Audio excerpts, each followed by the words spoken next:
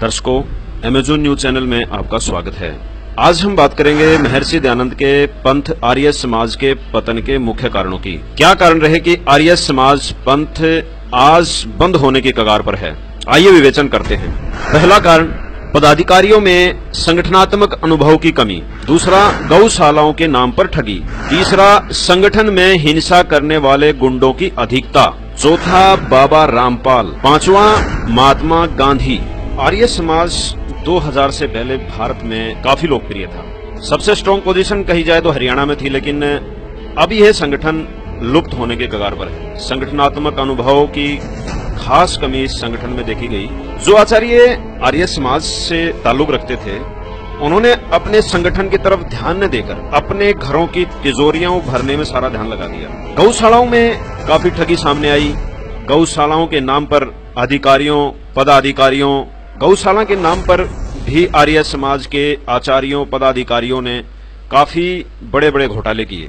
आर्य समाज के बड़े पदों पर बैठे आचार्यों का ध्यान भलाई के कार्यों में न रहकर गौओं के चारे घोटालों की तरफ चला गया और इसके कारण यह संगठन चल नहीं पाया और आज इसकी स्थिति बड़ी नाजुक है। तीसरा हम बात करेंगे, आज हम इसकी बात करेंगे संगठन में हिंसा करने वाले गुंडों की अधिकता। इसके पतन का मुख्य कारण यह भी रहा कि इसमें हिंसा का पाठ पढ़ाया जाने लगा और जो थोड़े बहुत लोग इस संस्था से जुड़े थे, उनको हिंसा करने के लिए प्रेरित किया जाता रहा, जिससे ये दंगे और फसाद करने वाले लोग बन गए। जनता को गुमराह करके लड़ाई करना और लड़ाई करवाना इनका मुख्य कार्य रह गया। इसके कारण कोई भी सभ्य व्यक्ति इस पंथ से जुड़ने में हिचकिचाने लगा। बाबा रामपाल, जी हाँ, एक ऐसे बाबा जिसने आर्य समाज की जड़ें खोखली कर दी। कैसे? सत्यार्थ प्रकाश एक ऐसी पुस्तक है जिसको मेरे ख्याल से सभी लोग जानते हैं और ये आर्य समाज का आधार है, जो कि महर्षि दयानंद के द्वारा लिखी गई थी। और ये जो आर्य समाज है वो सत्यार्थ प्रकाश पर टिका हुआ है। ये मानते हैं कि ये पुस्तक बिल्कुल सत्य है,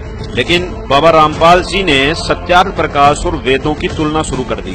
ये शुरुआत सन 2000 में की थी। उन्होंने कहा था कि सत्यार्थ प्रकाश पुस्तक वेदों के विरुद्ध है, लेकिन जिस सत्यार्थ प्रकाश पर लोग इतना विश्वास करते थे, उनको बाबा रामपाल की बातों पर विश्वास नहीं हुआ। फिर उन्होंने टीवी चैनल और समाचार पत्रों के माध्यम से जनता के सामने रखा। सारी जनता हक्का बक्का रह गई और सच्चाई को सभी लोग जानने लगे कि ये तो जनता के साथ बहुत बड़ा विश्वासघात है, जिससे आर्य समाज को बहुत बड़ी हानि उठानी पड़ी। जनता जागरूक हो गई और तत्कालीन जो आचार्य थे उन पर बहुत बड़ी मार पड़ी। बाबा रामपाल जी ने बताया कि वेदों में लिखा है परमात्मा साकार है और आर्य समाज महर्षि दयानंद ये कहता है कि परमात्मा निराकार है। अब बाबा जी का तुलना करने का जो तरीका था वो बड़ा ही जबरदस्त था। उन्होंने प्रमाणित करके दिखाया और ये सच साबित हुआ। इससे आर्य समाज के आचार्यों को बड़ा धक्का लगा। वो सच्चाई जानकर भी इस बात को मानने के लिए तैयार नहीं थे कि वेदों में और सत्यार्थ प्रकाश में बहुत बड़ा अंतर है। वैसे यदि आर्य समाज के किसी भी व्यक्ति से, किसी भी आचार्य से बात की जाए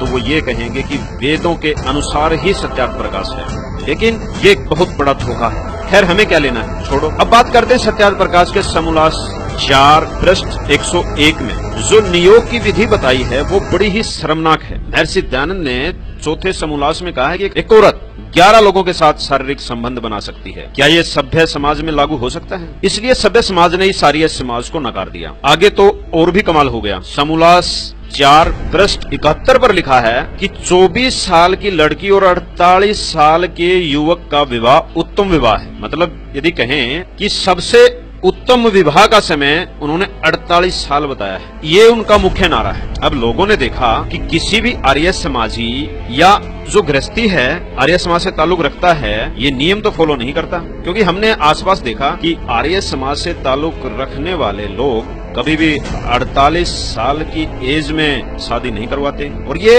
एक सभ्यता भी नहीं है कि जब आप बुजुर्ग हो जाओ तब शादी करवाओ। ये तो उन्होंने एक नियम बना दिया। अरे भाई साहब, 48 साल का व्यक्ति शादी करवाएगा या अपनी आंखें बनवाएगा? इस नियम से समाज का विनाश हो जाएगा। कौन मंजूरी देगा एक क्षत्रिय अपने पुनर्विवाह न करे और एक नियोग कर ले, यानी कि किसी दूसरे के साथ शारीरिक संबंध बना ले? मतलब बात ये है कि महर्षि जी कहते हैं कि पुनर्विवाह नहीं करना चाहिए। उन्होंने सत्यार्थ प्रकाश में लिखा हुआ है पुनर्विवाह नहीं करना चाहिए। इसके लिए चाहे वो नियोग कर ले। इसलिए तो कहते हैं विनाश काले विप्रता बुद्धि। आर्य समाज की गलत नीतियां, वेद विरुद्ध ज्ञान और इसकी फुहड़ता को समझते हुए जनता ने इसे सिरे से खारिज कर दिया। अभी जो आगे बताऊंगा इसे सुनकर तो आप हंसते हंसते लोटपोट हो जाओगे। यकीन नहीं हो रहा तो सुनिए। सत्यार्थ प्रकाश के समोल्लास 8 पृष्ठ 111 में लिखा है कि सूर्य पर भी वेद पढ़े जाते हैं, वहाँ भी सृष्टि है, वहाँ भी लोग रहते हैं। अरे बुद्धिहीन आचार्यों, अब तो मान जाओ। ये बात तो कोई अनपढ़ ही बता सकता है कि सूर्य पर जाकर आप अपना आसन नहीं लगा सकते। चलो छोड़ो, हमें क्या लेना है। एक दिन की बात है, मैं भी आर्य समाज के आचार्यों की मीटिंग में था। थोड़ा बहुत प्रभावित था क्योंकि इनकी जो भाषा शैली है, इनका जो उच्च उच्चारण है, एक बार ये लोगों को प्रभावित कर लेते हैं। एक आचार्य ने कहा कि क्या कारण है कि हमारा पंथ पतन की ओर जा रहा है और जब भी हम लोग इकट्ठे करते हैं आर्य समाज के नाम पर 200-300 से ऊपर नहीं होते। मैं भी उस मीटिंग में था। मैंने कहा जनाब, अब इंडिया एजुकेटेड है, सबको पता चल गया कि सूर्य पर सृष्टि नहीं हो सकती। और कौन ऐसी जगह आना चाहेगा जिस पंथ में 50 साल का होने के बाद शादी की जाती हो? और कौन अपनी माँ, बहन, बीवी को ये मंजूरी देगा कि वो 11 पुरुषों से शारीरिक संबंध बनाए? और जिसको परमात्मा चाहिए वो वेदों के विरुद्ध क्यों चलेगा? आपका सारा सिस्टम तो खराब है। अब ये बातें सुनकर उनके होश उड़ गए और मेरी तरफ क्रोध भरी नजरों से देखा। इसलिए उस दिन के बाद मैंने भी आर्य समाज को बाय बाय कह दिया। अब हम बात करते हैं महात्मा गांधी जी की। महात्मा गांधी जी ने आर्य समाज के बारे में क्या कहा? उन्होंने कहा, मैंने आर्य समाजियों की सत्यार्थ प्रकाश को पढ़ा है। जब मैं यरवदा जेल में आराम कर रहा था, मेरे दोस्तों ने इसकी 3 कापियां मेरे पास भेजी थी। मैंने इससे निराशाजनक पुस्तक कोई नहीं पढ़ी। अब उन्होंने 4 जून 1924 के अखबार यंग इंडिया में कहा है, ये अहमदाबाद से प्रकाशित हुआ था। उन्होंने कहा है कि आप जहां कहीं भी आर्य समाजियों को पाएंगे, वहां ही जीवन की सरगर्मी मौजूद होगी। तंग और लड़ाई की आदत के कारण या तो धर्मों के लोगों से लड़ते रहेंगे और यदि ऐसा न कर सके तो एक दूसरे से लड़ते झगड़ते रहेंगे। ये आर्य समाजियों की फितरत है, महात्मा गांधी जी ने कही। और इस बयान ने आर्य समाज की कमर तोड़ दी। अभी अंत में यही कहेंगे, सत्यार्थ प्रकाश पुस्तक को कोई सभ्य इंसान नहीं पढ़ सकता, अतः इसे घरों में रखना, अपनी गृहस्थी को खत्म करना को। रुकिए, एक बात और। आपने एक चुटकुला तो सुना होगा कि पंडित जी आप समझ तो गए होंगे। आपको ये वीडियो पसंद आए तो वीडियो को लाइक, कमेंट्स और शेयर जरूर करें।